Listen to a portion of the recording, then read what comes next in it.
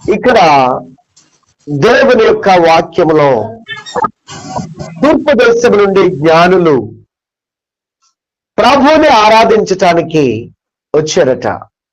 ఆ రోజుల్లో టెలిగ్రామ్స్ లేవు, ఆ రోజుల్లో లేకుంటే ఫ్లైట్స్, ఏరోప్లేన్స్ లేవు, రైళ్లు మార్గాలు లేవు. కానీ దేవుడు ఈ లోకానికి ఆయన జన్మించినటువంటి ఆ శుభవార్తను తెలియచేయటానికి ఆ గొర్రెల కాపరి దగ్గరికి ఏమో దేవదూతను పంపించారు. ఈ జ్ఞానులంటే ఎవరంటే శాస్త్రవేత్తలు. జ్ఞానులంటే శాస్త్రవేత్తలు. ఈ శాస్త్రవేత్తలకేమో దేవుడు పూర్వకాలంలో దేవుని యొక్క రాకడ భూమి మీదకి ఎలా వచ్చిందో, తన ప్రజలను ఎలా నడిపించారో ఆ విధానంలో ప్రభు జ్ఞానులకు తన యొక్క జన్మను గూర్చి, జన్మ రహస్యాన్ని గూర్చి తెలియచేశారు. అయితే ఇంత పర్టికులర్ గా అటేమో దూతను పంపించి వాళ్ళకి తెలియజేయటం, ఇటేమో నక్షత్రము ద్వారా అంటే వెలుగు ద్వారా జ్ఞానులకు తెలియజేయటం, అంటే మానవుని పట్ల దేవుడికి ఉన్న ప్రేమ ఎంత గొప్పది అసలా. మానవునికి దేవుడిస్తున్నటువంటి విలువ ఎంత గొప్పది, మానవునికి దేవుడిస్తున్నటువంటి స్థానం ఎంత గొప్పది అంటే ఈ లోకములో దేనికి లేని విలువ మానవుడికి ఉన్నది. ఒక మనిషిలో ఉన్నటువంటి ఆత్మకున్నది.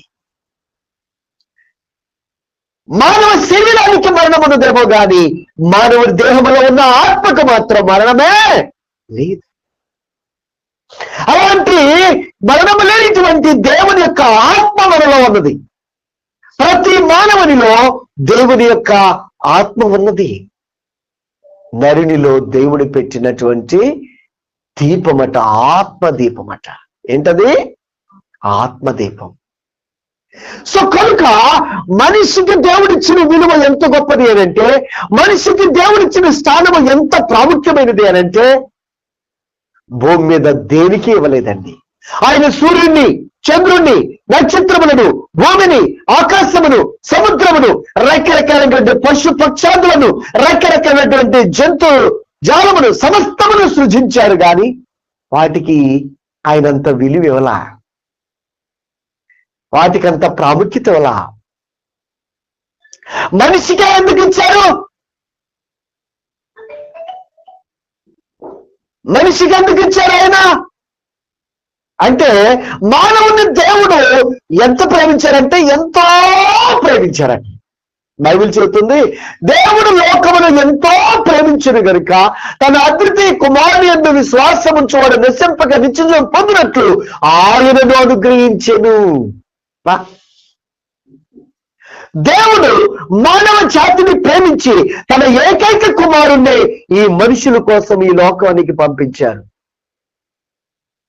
అంటే మనిషికి దేవుడిచ్చిన విలువ ఎంతో గొప్పది. ఎంత గొప్పదో తెలుసా? ఏ మనిషినైతే ఆయన సృజించారో ఆ మనిషి ద్వారానే మరలా మానవుడిగా భూమి మీదకి రావటానికి ఆయన తన్ను తాను తగ్గించుకున్నారు. ఒక మట్టి బొమ్మను తయారు చేసి ఆ మట్టి బొమ్మలో తన ఆత్మ నుంచి ఆ మట్టి బొమ్మ ద్వారానే మరలా మానవుని దేహముగా రావడానికి ఆయన ఇష్టపడ్డారు. ఎంత గొప్ప భాగ్యమో చూడండి. అంటే ఎంతగా తను తను తగ్గించుకున్నారు, ఎంతగా మానవునికి విలువిచ్చారు. ఎందుకో తెలుసా? ఎప్పుడైతే దేవుడు ఆదామును అవ్వను సృజించారు మొట్టమొదటిగా, ఆయన ప్రేమతో తన శాస్త్రములతో నిర్మించుకున్నారు. కానీ ఎప్పుడైతే అవ్వ దేవుని ఆజ్ఞను ధిక్కరించి తన జీవితంలో దేవుని మాటను నమ్మక విశ్వసించగా దేవుని మాట ప్రకారము జీవించకుండా సాతాను చెప్పినటువంటి మాటకు లోబడి ఎప్పుడైతే ఆజ్ఞను అతిక్రమించిందో తన జీవితంలోని కానీ తన కుటుంబంలోని కానీ ఏమొచ్చినాయి? పాపమో, శాపమో, మరణం వచ్చింది. ఈ మూడు ఇప్పుడు లోకములోనికి అంతకుముందు మానవ జీవితంలో పాపము లేదు, పరిశుద్ధులు. మానవ జీవితంలో శాపం లేదు, సకల ఆశీర్వాదాలకు కర్తలు. మానవ జీవితంలో అంతకుముందు మరణం లేదు, వాళ్ళు దేవదూతల లాగా యుగములు తరతరములు జీవించే ఉంటారు. అలాంటి గొప్ప జీవితము నుండి ఎంత భయంకరమైనటువంటి పాప శాప మరణానికి అప్పగించబట్టానికి కారకురావు ఎవరు? అవ్వా. అంటే ఇక ఆ విధంగా ఉంటే ఆడవాళ్ళు బ్రతకలేస్తారా? అసలు పాపం మీ ద్వారానే వచ్చింది, అసలు మీ ద్వారానే మేము మరణిస్తున్నాం అని ఆడవాళ్ళని భయంకరంగా హింసించవచ్చు. ఏ స్త్రీ అయితే చూడండి, ఇప్పుడు మన కూతురు మన కొడుకు తప్పు చేశారనుక వాళ్ళని మనం ప్రేమిస్తామా? మనకు అవమానం తెచ్చారనుకో మనం వాళ్ళని ప్రేమిస్తామా? మనల్ని 10 మందిలో అపకీర్తి పాలు చేశారనుకో మనం వాళ్ళని గౌరవిస్తామా? లెక్కిస్తామా? నా కడుపును పొట్టలో కనుకుంటా అవతలమా అంటాం. అంటమా అనమా? కానీ దేవుడు అలా ఏ స్త్రీ అయితే దేవుని మాటను ధిక్కరించి దేవుని ఆజ్ఞను అతిక్రమించి పాపము చేసి తన జీవితంలోనికి తన కుటుంబానికి పాపాన్ని శాపాన్ని మరణాన్ని తెచ్చుకుంటుందో అదే స్త్రీని ప్రేమించిన దేవుడు, అదే స్త్రీని ఘనపరిచిన దేవుడు, అదే స్త్రీకి విలువబోతున్న దేవుడు తనను ప్రేమించి తన ద్వారా ఈ లోకానికి అందించినటువంటి ఆ మచ్చను తొలగించడానికి అదే స్త్రీ గర్భము ద్వారా దేవుడే మానవుడిగా రావడానికి ఇష్టపడ్డారు.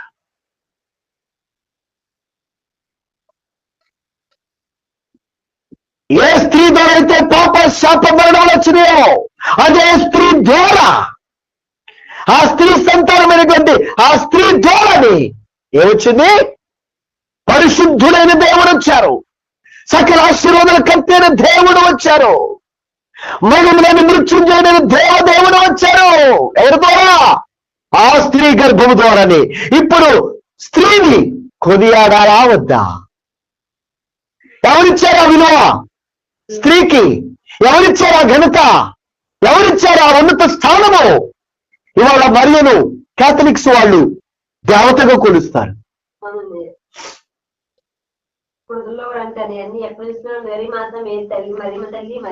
అవును, కాథలిక్స్ అంతా కూడా ఇప్పటికీ మరియను ఒక దేవతలుగా కొలుస్తారు. అదేంటి? అవ్వను చూస్తే ఏమంటారు? మరియను చూస్తే ఏమంటారు? అబ్బా, అవును. చూడండి, అంటే ఎవరిని ప్రేమిస్తున్నారు దేవుడు? ఎవరికి విలువిచ్చారు దేవుడు? ఎవరికి ప్రాముఖ్యత ఇస్తున్నారు దేవుడు? ఏ స్త్రీ అయితే సమాజంలో అవమానకరమైనటువంటి పని చేసి అపకీర్తి పాలు అయిపోయిందో, తన ద్వారా తన సంతానానికి మరణ పాప శాపాలను తీసుకొచ్చిందో, అదే స్త్రీ ద్వారా ఆ కుటుంబానికి జీవాన్ని, పరిశుద్ధతను, ఆశీర్వాదాన్ని, నిత్య జీవాన్ని ప్రసాదించడానికి దేవుడే మానవుడిగా మరియ గర్భము ద్వారా ఈ లోకంలో జన్మించడం జరిగింది. దేవుడే మానవుడిగా రావడానికి అదే స్త్రీ గర్భము ద్వారా ఈ లోకానికి రావడానికి ఆయన ఇష్టపడ్డారు. ఎందుకంటే ఆ స్త్రీకి దేవుడిస్తున్న విలువ అంత గొప్ప, ఒక స్త్రీకి దేవుడిస్తున్న ప్రాముఖ్యత అంత గొప్పది. దేవుణ్ణి మోసేటటువంటి, దేవుని గర్భములో మోసేటటువంటి ఆ భాగ్యము ఎవరికి ఇచ్చారు? ఒక స్త్రీకి ఇచ్చారు. అందుకనే జ్ఞానము కలిగిన స్త్రీ తన ఇల్లు కట్టుకొను, 3 రోజులు తన ఇల్లు తన చేతులతోనే పెరికి వేసుకొను. కనుక ప్రియులరా, ఈ రోజున మన జీవితంలో మనం నేర్చుకోవాల్సినటువంటి పాఠం, దేవుడు మానవ జాతికి ఇచ్చిన విలువ, ఒక స్త్రీకి ఆయన ఇస్తున్నటువంటి విలువ ఎంత గొప్పదో చూడండి. ఒక స్త్రీ ఏమో తన జీవితంలో కుటుంబంలోనికి, తన జీవితంలోనికి పాపాన్ని, శాపాన్ని, మరణాలు తెచ్చింది. అదే స్త్రీ జాతిలో ఒక స్త్రీ ఏమైందంటే కుటుంబంలోనికి, తన జీవితంలోనికి ఏం తీసుకొచ్చింది? పరిశుద్ధతను తీసుకొచ్చింది, సకల ఆశీర్వాదాలను తీసుకొచ్చింది, సజీవమైనటువంటి జీవాధిపతిని తీసుకొచ్చుకుంది. కనుక ఎవరిలాగా ఉండాలి మనం? అవ్వలాగా ఉందామా, మరిలాగా ఉందామా? ఈ రోజున యేసు ప్రభుని మోసేటటువంటి స్త్రీలాగా ఉన్నారా? మరి యేసు ప్రభుని నవమాసములు మోస్తూ వచ్చింది. ప్రాణాన్ని అర్పించడానికి వెనకడలేదు, కానీ ప్రభువును మాత్రము మోయడం మానలేదు. ఈ రోజున మనం ప్రాణాలు అర్పించడం కాదు, మన ఇచ్చలను, మన కోరికలను, మన ఆశలను చంపుకోవడానికన్నా కనీసం మనం ముందుకు వస్తున్నామా? ఆమెతే తన ప్రాణాల నుంచి తాను చనిపోవడానికైనా నిశ్చయించుకొని, నేను ప్రభువును మోస్తాను, ప్రభువుని ఈ లోకానికి చూపిస్తాను, నా ప్రభువుని నా గర్భమందు మోస్తాను అని ప్రభువును మోసింది. ఈరోజు నువ్వు మోస్తున్నావా? ఎవరైనా నన్ను ప్రేమించినట్లా తను తగ్గించుకొని తన సిలువను ఎత్తుకొని నన్ను వెంబడించాలని యేసు ప్రభు చెప్పారు. ఎంతమంది స్త్రీలు ఈ దినమున సిలువను మోస్తూ ప్రభువుని వెంబడించి తిరుగుతున్నారు. మరి ఇలాగా ప్రభువును మోసే స్త్రీలు ఎంతమంది ఉన్నారు?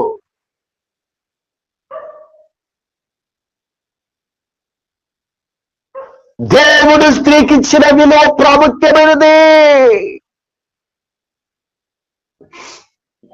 దేవుడు స్త్రీకి ఇచ్చినటువంటి విలువ ఎంతో ఉన్నతమైనది. ఆ ఉన్నతమైనటువంటి విలువను, ఆ ఉన్నతమైనటువంటి ఆధిక్యతను స్త్రీలు కోల్పోతున్నారు ఈ దినాన. దేవుడు స్త్రీని ఎంత పైకి లేపాడంటే పురుషుని కంటే కూడా ఉన్నత స్థానంలో దేవుడు ఉంచారు స్త్రీని. ఎందుకో తెలుసా? ఆ స్త్రీ ద్వారానే ఈ లోకంలోనికి పాపము, శాపం, మరణం వచ్చింది కాబట్టి. స్త్రీ జాతిని నిర్మూలన చేయకూడదు, స్త్రీ జాతిని గణపరచాలి, స్త్రీ జాతికి విలువనివ్వాలి అని తలంచిన దేవుడు ఆ స్త్రీ జాతికి ఎంత విలువనిచ్చారో చూడండి. అదే స్త్రీ గర్భము ద్వారా, ఏ స్త్రీనైతే దేవుడు నిర్మించారో ఆ స్త్రీ గర్భము ద్వారానే ఆయన ఆత్మస్వరూపుడైన దేవుడు మానవ శరీరము దాల్చి ఆయన జన్మించటం జరిగింది. ఎంత గొప్ప భాగ్యం అండి, ఎంత గొప్ప ధన్యత. ఈ రోజున మనము మరిలాగా ప్రభువును మోసేవారిగా ఉన్నామా? సువార్తను మోసేవారిగా ఉన్నామా? మన కుటుంబంలోనికి ఆశీర్వాదాన్ని తీసుకెళ్తున్నామా? కుటుంబాన్ని కట్టుకునే బాధ్యత జ్ఞానము కలిగిన స్త్రీ తన ఇల్లు కట్టుకొనును. చూసారా? అక్కడైతే ఏం చేసింది అవ్వ? అజ్ఞానములో సాతాను మాటలేని కుటుంబాన్ని నాశనం చేసుకుంది, కుటుంబంలోనికి మరణాన్ని తీసుకొచ్చింది.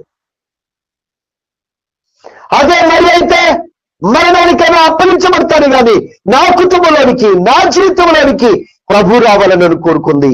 అంతే, ప్రభువును మోసింది, ఆశీర్వాదాన్ని సంపాదించుకుంది. ఈ రోజున నీ జీవితంలో నువ్వేం చేస్తున్నావు? తన కుటుంబాన్ని కట్టుకున్నది. నువ్వు కట్టుకోగలుగుతున్నావా? నువ్వు రక్షించుకోగలుగుతున్నావా? ఎప్పుడు రక్షిస్తావో తెలుసా? నీ కుటుంబంలోనికి ఎప్పుడు ప్రభు ఇచ్చే జీవాన్ని, ఆ జీవ జలమును నీ బిడ్డలకు పంచగలుగుతావు తెలుసా? నువ్వెప్పుడైతే ప్రభువును మోస్తావో అప్పుడు నీ జీవితంలో, నీ కుటుంబంలో దేవుని ఆశీర్వాదము నిలబడుతుంది. దేవుడిచ్చేటటువంటి ఆ పరిశుద్ధమైనటువంటి జీవితం నీ బిడ్డల్లోనికి వచ్చింది. దేవుడిచ్చేటువంటి భూలోక పరలోక ఆశీర్వాదాలు నీ కుటుంబంలో ప్రవహిస్తూ ఉంటాయి. మరణానికి అప్పగించబడకుండా నిత్య జీవాన్ని నీ కుటుంబంలో ఆ వారసత్వంగా చేరుకుంటుంది. ఎప్పుడు? నువ్వు ప్రభువుని మోసినప్పుడు.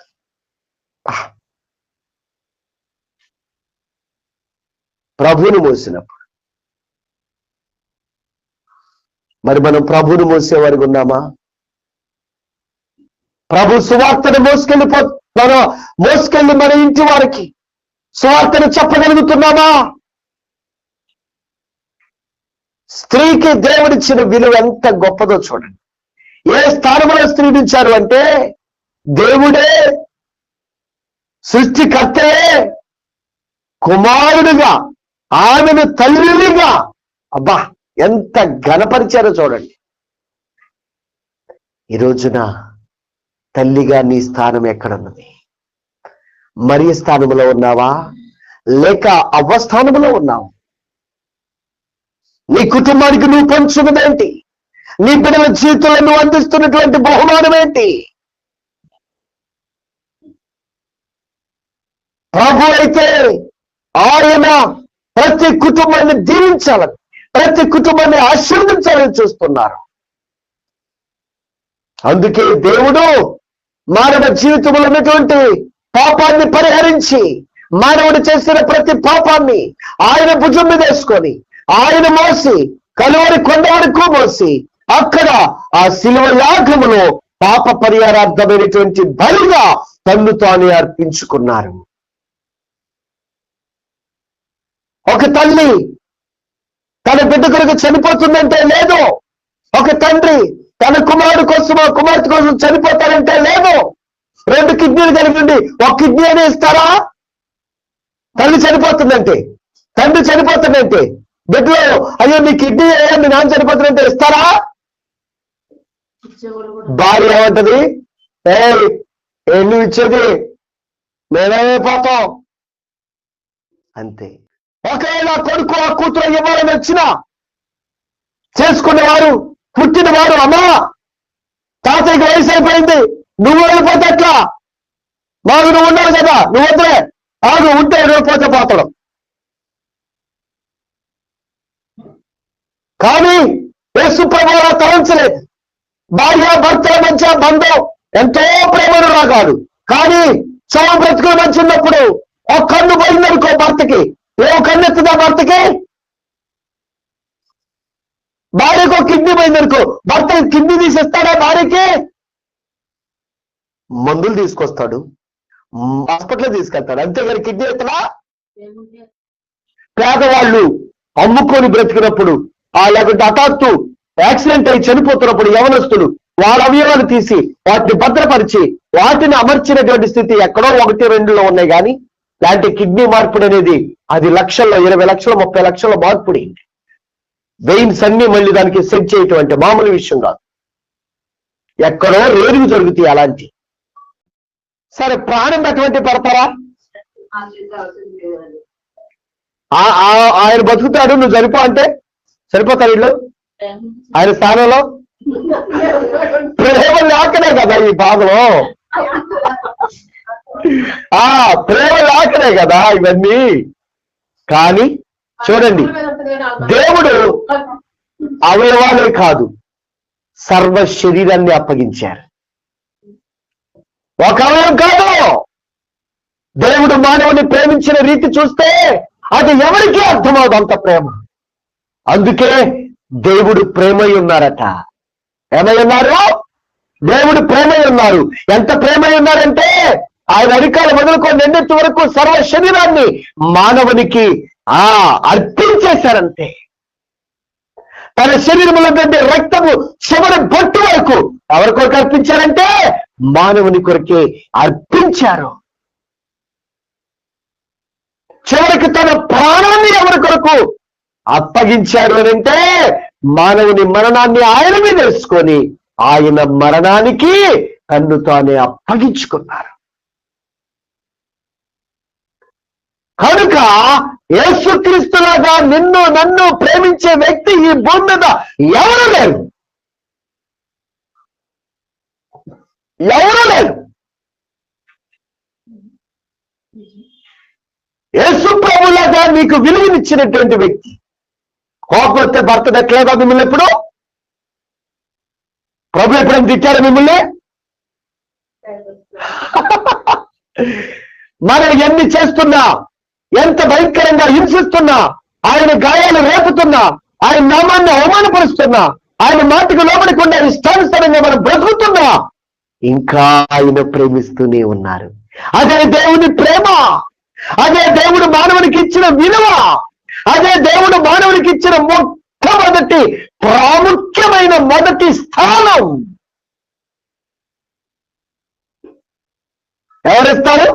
మన కన్న బిడ్డలే మనకి నీ బిడ్డలో పక్కనలో అని అంటారు ఏదైనా విషయం వస్తే. కానీ దేవుడు మానవుని కొరకు సమస్తమును అర్పించారు. ఇది దేవుని ప్రేమ. ఏంటిది? దేవుని ప్రేమ అండి. ఈ ప్రేమను మానవుడు అర్థం చేసుకోవాలి. ఈ ప్రేమను అర్థం చేసుకున్నటువంటి మానవుడు దేవుని మాటను ధిక్కరించడం, దేవుని మాటకు విరోధముగా జీవించడం. ఆయన ప్రేమ అర్థం కాకనే మనము ఆయన ప్రేమను అర్థం కాకుండా సాతాను మన మనోనేత్రాలు గుడ్డితనం కలగజేసి మన ఇష్టానుసారంగా మనం బ్రతకటానికి, దేవుని ఆశీర్వాదాన్ని పోగొట్టుకోవడానికి కారణం. కనుక మానవునికి దేవుడు ఇచ్చిన స్థానం ఈ సృష్టిలో అన్నిటికంటే మొదటి స్థానం. మొదటి స్థానం. అన్నిటినీ సృజించిన దేవుడు భూమిని, ఆకాశమును, సూర్యచంద్ర నక్షత్రములను, సకల విధమైనటువంటి పక్షులను, జలరాశులను, లేక నీటిలో నివసించేటటువంటి ఆ యొక్క జలచరములను, అదే విధంగా భూమి మీద ప్రాకేటటువంటి సకలమైనటువంటి జీవరాశులను, జంతువులను, పక్షి అన్నింటినీ సృష్టించాడు. కానీ చివరిలో సృజించిన తన స్వరూపం ముందు సృష్టించుకున్న మానవుని కొరకు సమస్తమును తన్ను తాను అప్పగించుకున్నారు. అంటే ఎవరిని ఎక్కువగా ప్రేమించినట్టు? ఎవరినే? మనిషిని. మనుషులంటే ఎవరు? మనమే. అంటే మనల్ని దేవుడు ఎంతో ప్రేమిస్తున్నారు. ఎస్తారు ఏసై ఎంత ప్రేమిస్తున్నారో తెలుసా? నిన్ను ఎంత ప్రేమిస్తున్నారు? తన ప్రాణము నీ కొరకు అర్పించారు. అంత ప్రేమ నువ్వంటి.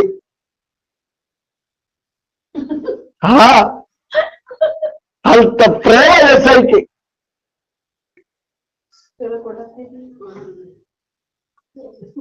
కొంతమంది బాధపడతా ఉంటారు, మా ఆయనని ప్రేమించట్లేదు, నా కొడుకు నన్ను ప్రేమించట్లేదు. మొన్న ఒక ఆయన చేడుతుండ నా దగ్గర, మొన్న కూడా నిన్నే 7 కొడుకులు అన్నాడంట. ఒక కూతురు, మొత్తం 8 మంది. 7 కొడుకులకి చక్కగా 4 సెంట్లు 5 సెంట్లు ఇళ్ల స్థలాలు, 7 5 35 ఇళ్ల స్థలాలే 30 సెంట్లు. తర్వాత 7 5 ఎకరాలు సంపాదించి 5 ఎకరాలు 7 5 ఎకరాలు సంపాదించాడు. 7 ఎకరాలు సంపాదించాడు 7. చూసారా? 5 ఎకరాలు వాళ్ళకి ఇచ్చేశాడు, 2 ఎకరాలు ఉంచుకున్నాడట. ఇప్పుడు దాన్ని కూడా మాకు భాగాలు చేయి, కానీ ఒక్కళ్ళు మొత్తం పెట్టట్లేదట. వచ్చే ముసలికి ఇచ్చే పెన్షన్ ఉంది కదా, ఆ వృద్ధాప్య పెన్షన్ తో ముసలి ఇద్దరు బతుకుతున్నారట. వీళ్ళకి గేదెలు ఉన్నాయి, వీళ్ళకి టిఫిన్ చేసుకుంటున్నారు, అందరూ ఉద్యోగం వ్యాపారాలు చేసుకుంటున్నారు, పిల్లలు చిన్న చిన్న ఉద్యోగాలు చేస్తున్నారు, ఎంతో వస్తుంది, శుభ్రంగా పోతున్నారు అందరూ. కానీ ఒక్క పూట ఈ ఇడ్లీ తిననే మనిషి లేదట, ఈ టీ తాగనే మనిషి లేదట. ఎందుకయ్యా బ్రతకటం? ఇంతమందిని నేను ఆ రోజుల్లో కష్టపడి సంపాదించి రోజుకి ఎన్ని బస్తాలు పోసానో, బస్తాలు పోసి నా బిడ్డల్ని పెంచి పోషించాను. వ్యాపారం చేసి ఎక్కడ సత్తుపల్లి నుంచి మైలవారి సంతకి పశువులు దొరికొచ్చేవాడట. కాలి నడకన ఇంత ప్రయాణం చేసి, ఇంత కష్టపడి వాళ్ళని పెంచి పెద్ద చేసి, వాళ్ళకి పెళ్లిళ్ళు చేసి, వాళ్ళకి ఆస్తిని పంచిపెట్టి, వాళ్ళకి ఇళ్ల స్థలాలు ఇచ్చి అన్నీ చేస్తే ఇవాళ నానా అని పిలవట్లేదయ్యా. ఎందుకయ్యా ఈ బ్రతుకు? నాకు అమ్మా అని పిలవట్లేదయ్యా. ఎందుకు నాకు ఈ బ్రతుకు?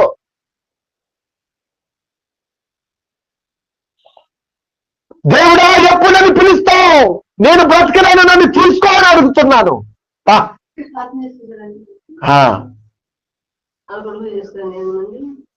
చూసారా ప్రియులారా? జాగ్రత్త.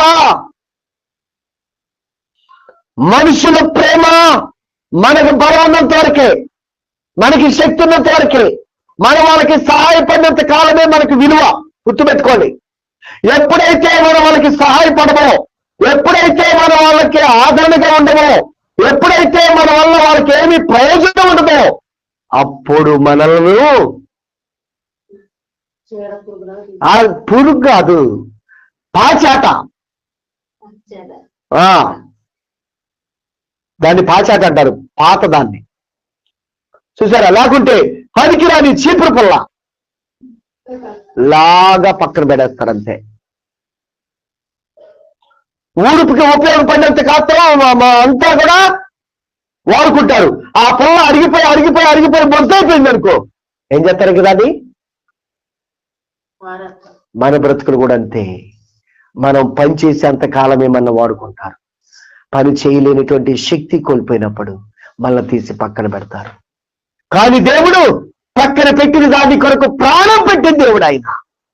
పక్కన పెట్టిన దాని కోసమే ఆయన రక్తాన్ని చివరి పుట్ట వరకు కార్చిన దేవుడు ఆయన.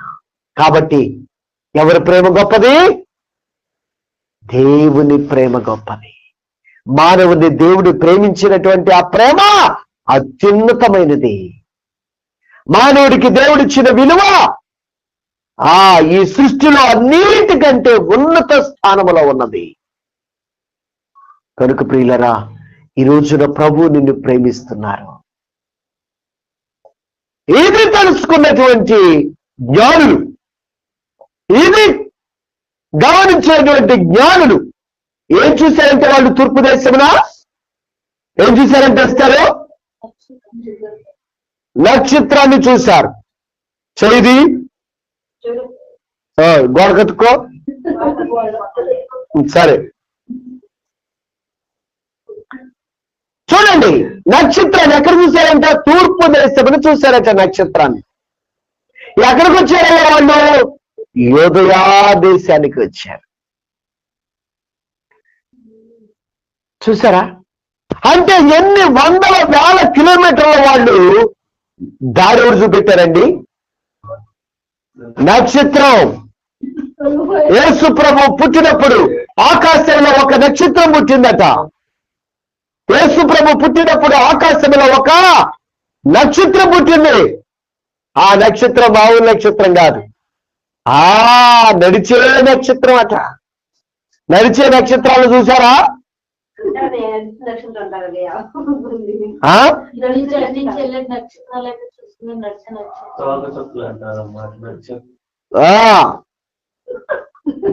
సరే, ఓకే, అంతే.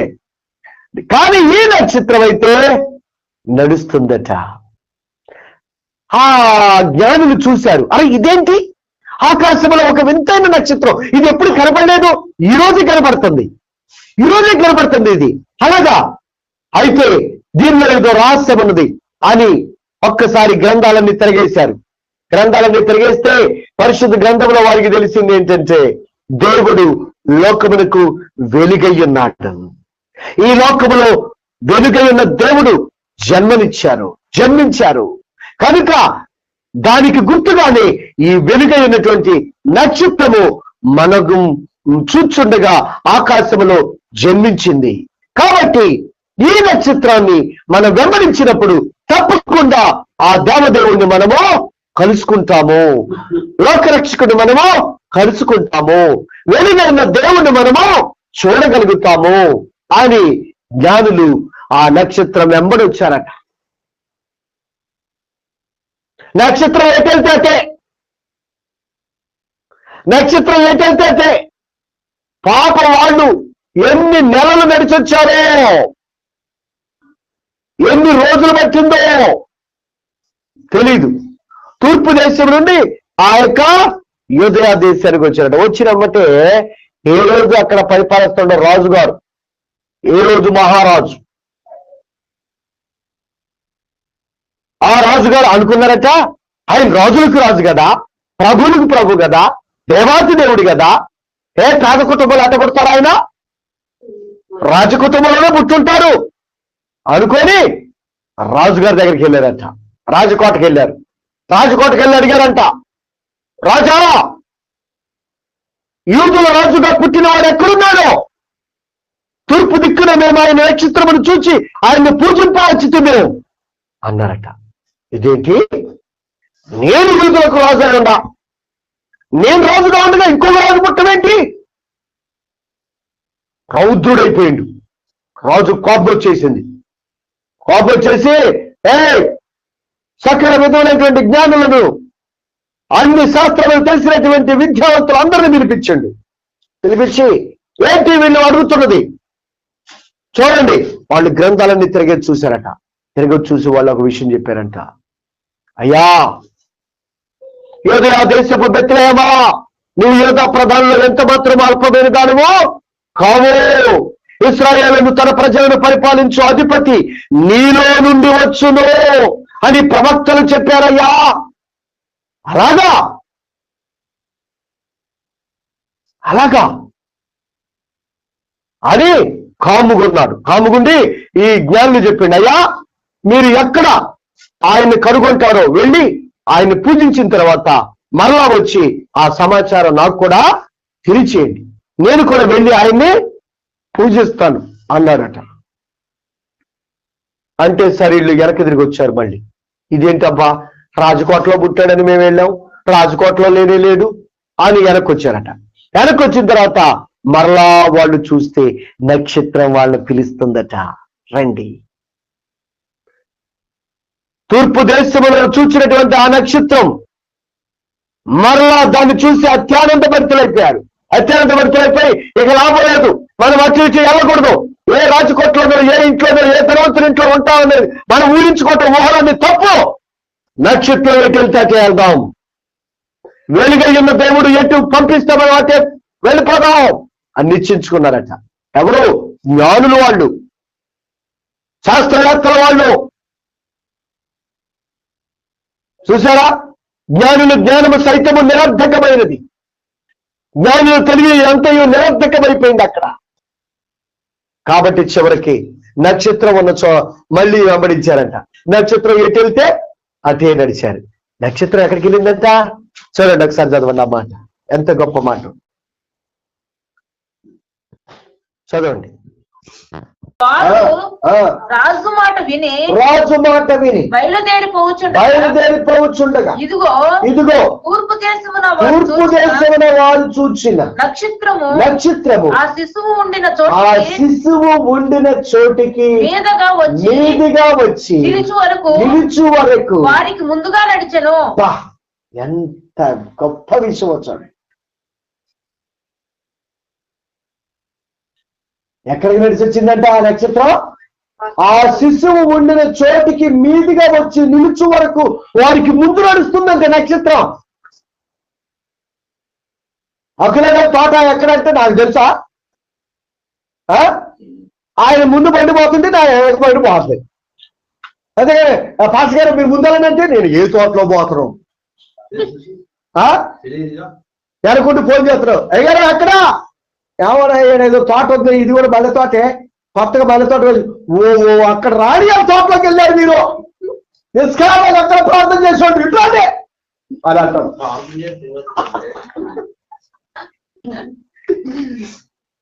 అసలు చూసారా, ఈ నక్షత్రం కూడా ఎక్కడికి వెళ్ళిందట?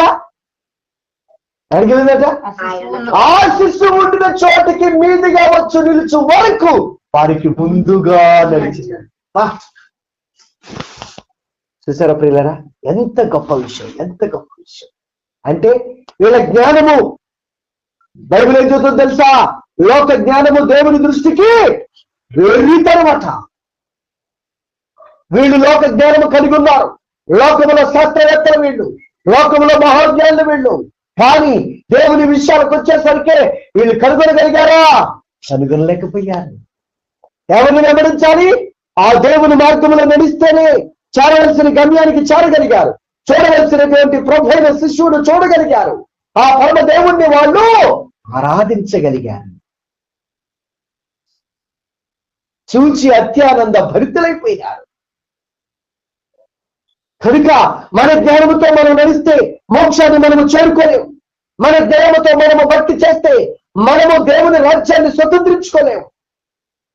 దేవుని వాక్యం ఏమి సెలవించుతున్నదో, దేవుడు ఎలాగ జీవించమని కోరుకుంటున్నారో అలా జీవించినప్పుడు, అలాగ భక్తి చేసినప్పుడు మనము దేవుని రాజ్యాన్ని మనము చూడగలం, ఆ దేవదేవుణ్ణి మనం చేరుకోగలం.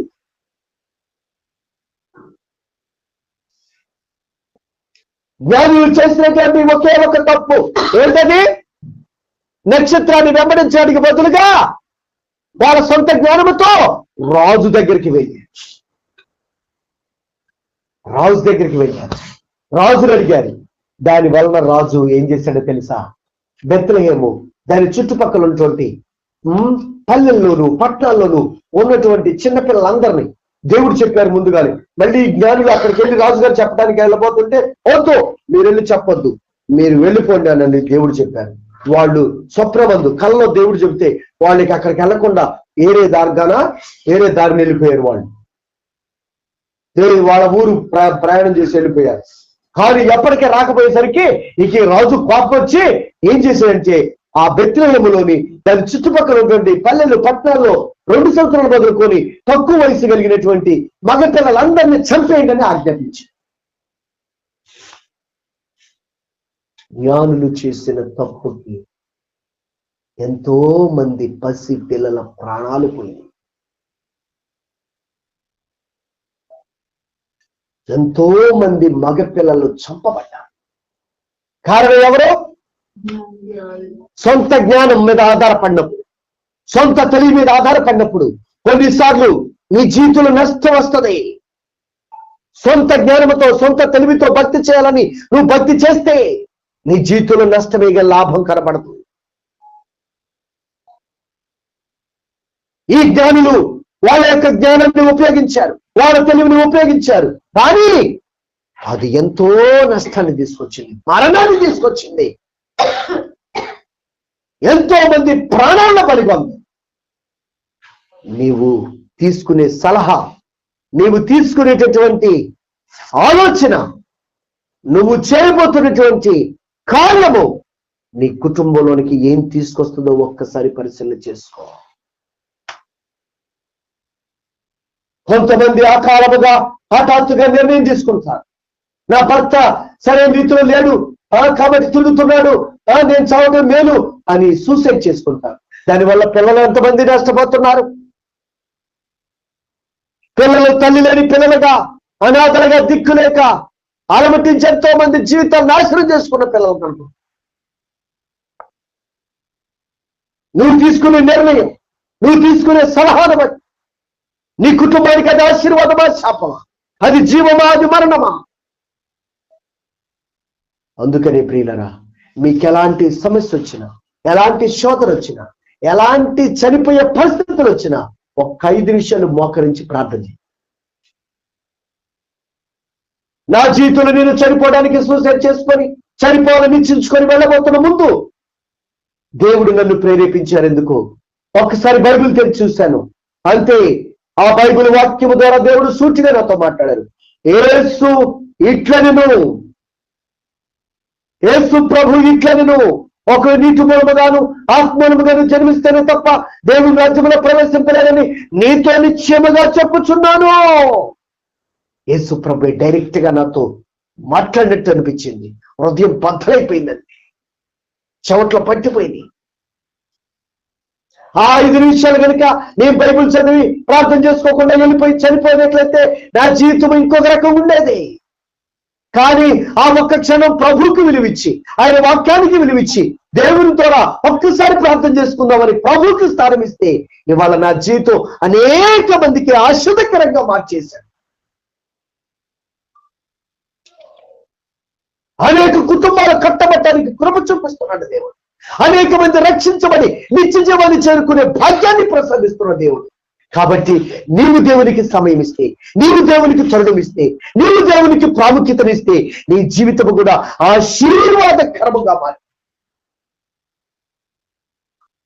ఎంతో మందికి దీవెనకరంగా మారిపోతుంది. కానీ సాతాను అలాంటి ఆలోచన రాకుండా, అలాంటి తలంపు రాకుండా వాడు వెంటనే చావు చావు చావు అంటాడు, వెళ్ళిపో అంటాడు. వాడు మాట ఎప్పుడు మీరు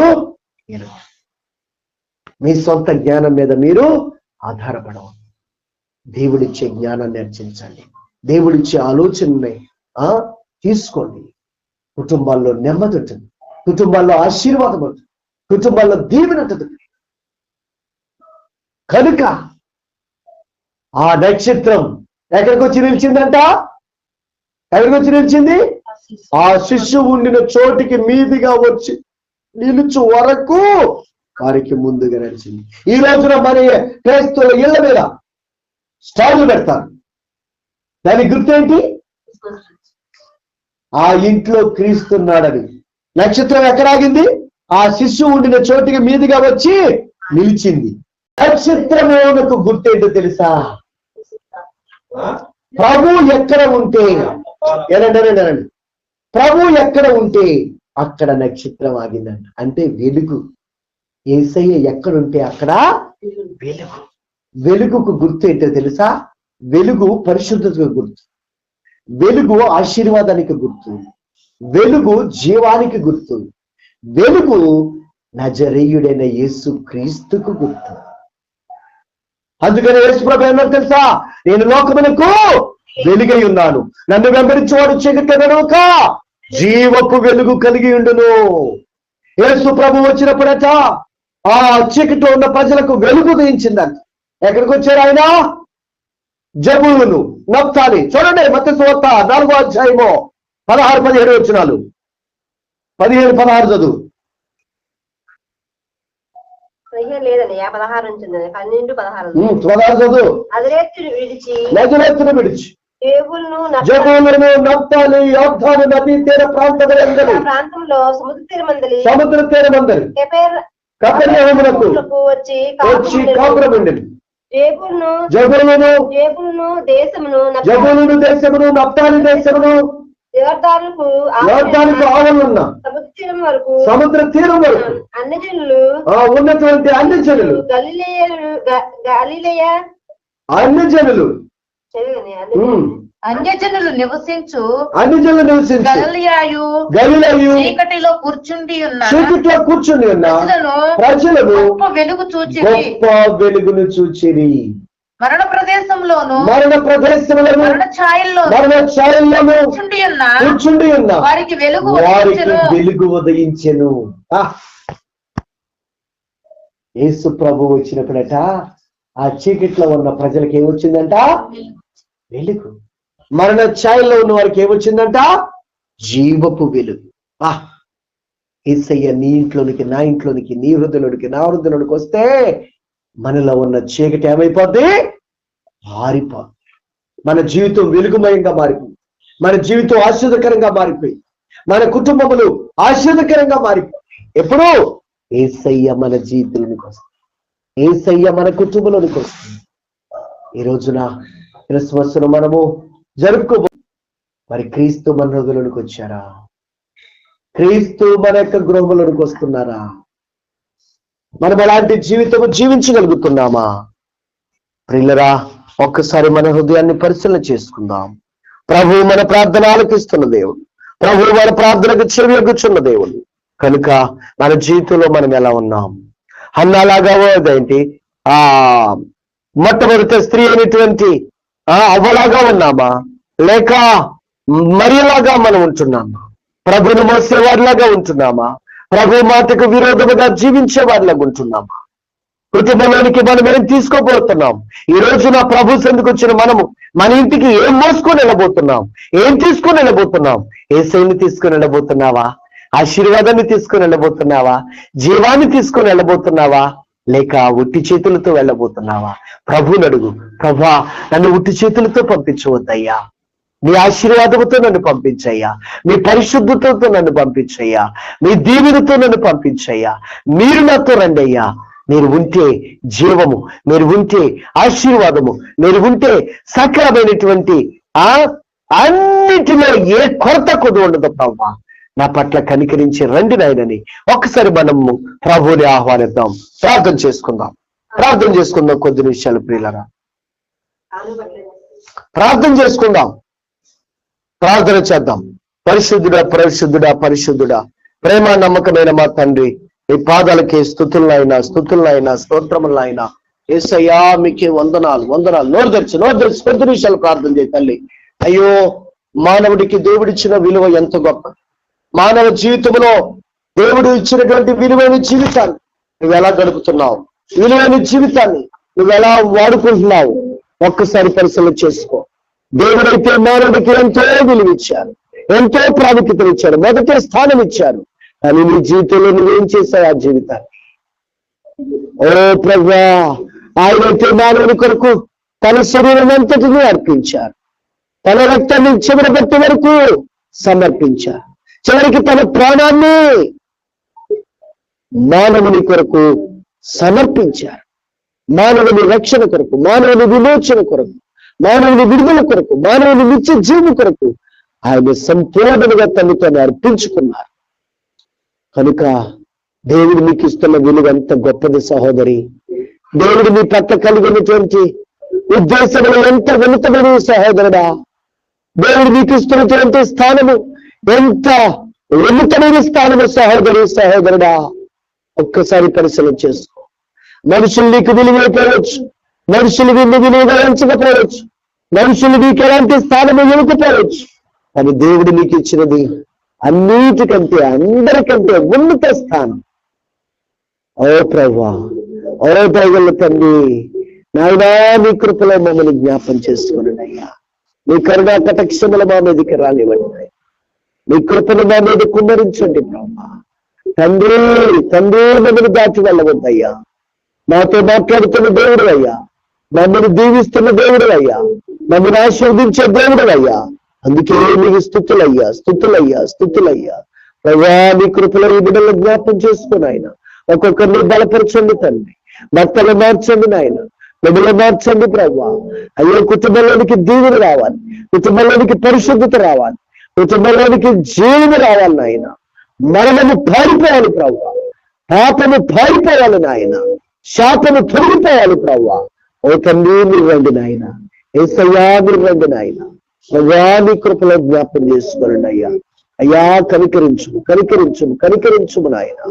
తండ్రి మరియు మిమ్మల్ని మోసింది ప్రభు, మిమ్మల్ని మోసే స్త్రీలాగా మీరు ఉండాలయ్యా. నీ సువార్తను మోసే స్త్రీలాగా మేము ఉండాలయ్యా. నీ సిలువను మోసే స్త్రీలాగా మేము ఉండాలయ్యా. తన ప్రాణాన్ని త్యాగం చేయటానికి ఆయన సిద్ధపడింది కానీ ప్రభుని మోయటం అనేది విడుదలది ప్రభు. అయ్యా మరి మేము ప్రభుని మోయలేకపోతున్నాం, మేము అనేక పరిస్థితుల్లో విడిచిపెడుతున్నాం ప్రభు. ఆయన తాడైతే తన ప్రాణాన్నైనా చంపుకోవడానికి త్యాగం చేసింది కానీ మేమైతే మా కోరికలు చంపుకోలేకపోతున్నాం, మా ఇచ్చలు చంపుకోలేకపోతున్నాం, మా యుగాలు చంపుకోలేకపోతున్నాం, మా అహాన్ని చంపుకోలేకపోతున్నాం ప్రభు. అయ్యా దయతో మమ్మల్ని క్షమించండి, క్షమించండి, క్షమించండి నాయన. తండ్రి తండ్రి దయతో కరుణించుము, కరుణించుము, కరుణించుము నాయన. మరో ప్రభు అయ్యా నా తండ్రి నాయన, త్యాగపూరితమైన హృదయం మాకు దయచేయండి, త్యాగపూరితమైన భక్తిని మాకు ప్రసాదించండి. మీ కరుణ కటాక్షములు ఈ బిడ్డలకు దయచేసి మీరే విడిపించి రక్షించి మీ నామానికి మహిమకరంగా నడిపించమని యేసుక్రీస్తు వారి యొక్క సర్వశక్తి కలిగిన నామమున దేవునిగా ప్రార్థించి వేడుకొనుచున్నాము తండ్రి. ఆమేన్.